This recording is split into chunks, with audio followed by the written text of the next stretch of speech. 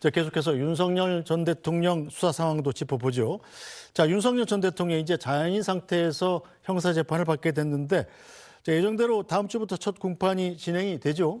그렇습니다. 다음 주부터 이 공판이 진행이 되고 형사재판의 경우에는 피고인이 반드시 출석해야 되는 의무를 부담합니다. 그렇기 때문에 지금은 칩거 중인 상황이지만 아마도 형사재판에 출석을 하게 될 가능성이 있고요.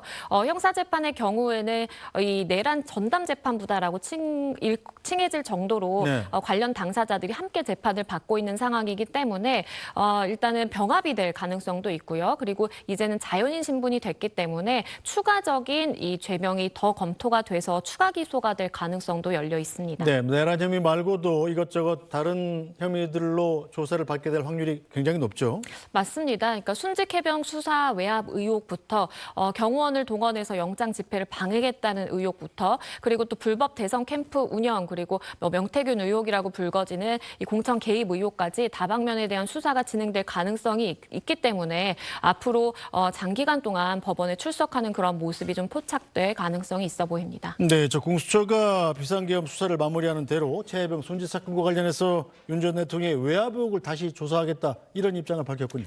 맞습니다. 최혜병 사건과 관련해서 지금 외압을 행사했다라는 의혹을 받고 있는 상황인데요. 과거에 박정훈 대령이 이 임성근 단장에 대해서 기소 의견으로 경찰청으로 사건을 이첩하는 과정에서 VAIP가 대노했다, 경로했다라는 네. 이야기가 외부로 전해지기도 했습니다. 그렇기 때문에 이러한 박정훈 대령을 포함을 해서 이 군 수사대의 어떠한 수사를 방해하고자 하는 목적을 가지고 외압을 행사한 것 아닌지라는 의혹이 있기 때문에 이 부분에 대해서 수사가 다시 개재될 가능성이 있어 보이고요. 일단 공수처에서는 비상계엄 사건 수사가 정리되는 대로 멈췄던 이 최병 사건 관련돼서 수사가 진행될 예정이다라고 밝혔습니다. 네, 자, 군인권센터는 어제 기자회견을 갖고 조사 시점을 더 앞당겨달라면서 공수처에 진정서를 제출했습니다.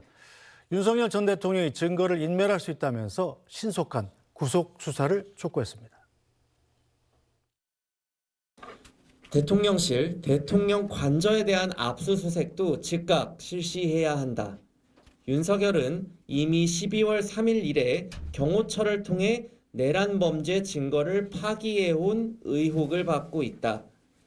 수사외압 관련 증거 역시 이미 파기되었거나 관저 퇴거를 늦추는 사이 실시간으로 파기되고 있을 가능성이 높다. 늦기 전에 압수수색부터 실시하고 내란을 일으켜 진상규명이 잠시 중단되었지만 그렇다고 하여서 윤석열의 범죄 사실이 사라지는 것은 아니다. 시간이 갈수록 진상규명의 난이도는 올라간다. 틈을 주어서는 안 된다. 공수처는 즉시 윤석열을 구속하고 대통령실과 관저에 대한 압수수색부터 실시하라. 자, 군인권센터가 윤석열 전 대통령을 구속 수사하라 이렇게 주장을 하고 있는데 자, 윤석열 전 대통령 이른바 내란 혐의로는 구속이 됐다가 법원이 구속 취소를 결정하지 않았습니까? 이 내란 혐의 말고 다른 혐의로 윤석열 대통령이 구속될 가능성이 또 남아 있나요? 가능성은 여전히 열려 있다라고 봅니다. 왜냐하면 구속의 경우에 다른 범죄 사실, 그러니까 다른 죄명을 적용을 해서 구속영장 청구를 하는 것은 사실 얼마든지 가능하고요. 그렇기 때문에 지금 자연인 신분이 되었고 대통령 신분이라면 내란죄라든지 외환죄를 제외하고는 형사소추가 불가능하지만 지금은 여러 가지의 받고 있는 혐의에 대해서 추가 기소가 예상이 되는 그런 상황입니다. 그런 만큼 만약에 그러한 혐의들에 대해서 구속 수사의 필요성이 인정된다면 충분히 수사기관에서 구속영장 청구가 가능합니다. 네, 자, 윤석열 전 대통령뿐만 아니라 김건희 여사 역시 검찰 소환이 머지 않았다는 전망도 나오고 있습니다. 민주당은 김 여사가 지난 2022년 6월 보궐선거 당시에 김영선 전 의원 공천에 개입했다면서 관련 녹취를 공개하기도 했었죠. 잠시 다시 들어보겠습니다. 당선인이 지금 전화했는데 하여튼 당선인 이름 팔지 말고 그냥 미리라고 했어요. 지금 전화해서. 예, 고맙습니다. 당연하죠. 권성동하고 윤석열이가 반대하더만 보니까 그렇죠? 예, 그럼 당선인이 뜻이라고 그렇게 해야 된다고 윤석열 아빠가 했는 것 같더라고요. 네네네. 그렇게 하다가 너무 걱정하지 마세요. 잘 될 거예요. 네, 검찰이 이미 지난 2월부터 김건희 여사에 대한 소환 조사를 통보했다 이런 얘기가 들리던데 맞습니까? 그렇습니다. 그러니까 창원지검에서 이 관련 사건이 서울로 이송이 된 이후에 바로 이제 소환 통보, 그러니까 일정 조율을 위해서 의견을 전달을 했다라고 지금 전해지고 있는 상황이고요. 김건희 여사의 경우에는 공천 개입 의혹, 앞서서 녹취를 들으셨지만 일단은 네. 정치자금법 위반이라든지 아니면 그러한 부분에 대해서 혐의를 받고 있는데, 이 사건뿐만 아니라 도이치모터스 사건 네. 역시도 지금 서울고검에서 다시 들여다보고 있는 상황이거든요. 네.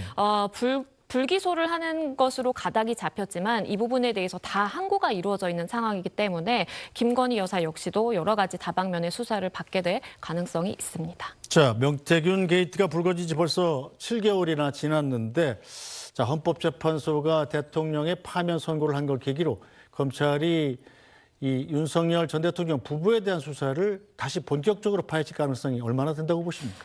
가능성이 있어 보입니다. 말씀드린 것처럼 이미 이전에 도이치모터스 사건의 경우에는 출장 조사를 갖고 그 이후에는 사실은 이 기소를 해야 될지 말지 여부를 두고 많은 분들이 관심을 가졌는데 결국에는 불기소로 가닥을 잡았거든요. 네. 하지만 고발인인 최강욱 전 의원이 이것에 대해서 항고를 해서 결국에는 다시 들여다보고 있는 상황이고, 지금은 신분에 또 변화가 있습니다. 그리고 또다시 김건희 여사와 같은 지위에 있다라고 일컬어지는 일명 손모 씨 역시도 네. 유죄 판단을 법원에서 종국적으로 받았기 때문에 관련 혐의에 대해서 기소가 이루어질 가능성이 있겠고, 역시나 이 공천 개입 의혹 역시도 객관적인 물증이 있는 만큼 수사 개시가 조금 더 속도가 붙을 가능성이 있어 보입니다. 알겠습니다. 오늘 말씀은 여기까지 듣겠습니다. 양지민 변호사였습니다. 잘 들었습니다. 감사합니다.